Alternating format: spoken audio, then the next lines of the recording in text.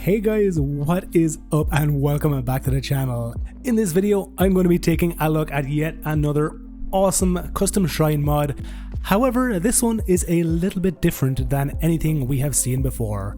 Previously, any of these custom shrines or dungeons, whatever you want to call them, have been basically fully built from the ground up as brand new shrines. For example, the Ancient Cave and Sky Maze, which were made by Hail to the Dongo.